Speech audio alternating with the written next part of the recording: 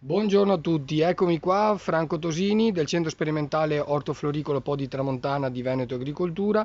Oggi siamo sulla fragola, siamo su una coltivazione particolare in fuorisuolo e coltiviamo con sistema di integrato, dove si vanno a integrare diversi sistemi di difesa, dal fisico al biologico, all'agronomico, al biologico, quindi con l'aiuto di insetti utili che devono essere lanciati, devono essere distribuiti in una particolare maniera. Oggi vedremo all'opera il tecnico della ditta Coppert, Paolo Banzato, che ci parlerà di Orius levigatus.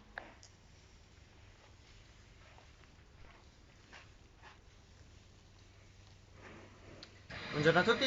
Orius levigatus è un predatore naturale di tripidi, diverse specie di tripidi, sia le neanidi, quindi gli stadi giovanili e anche gli adulti, si nutrono di tutti gli stadi che potete avere di tripidi sulla vostra coltura.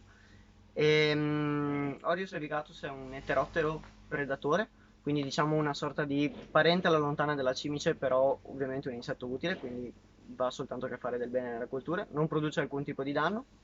Di solito come andiamo a distribuirlo è in piccoli mucchietti, il più uniforme possibile nella coltura quando iniziano a esserci i primi fiori, perché ovviamente questo predatore ha bisogno di polline per supportare le proprie popolazioni e per creare nuovi individui, diciamo.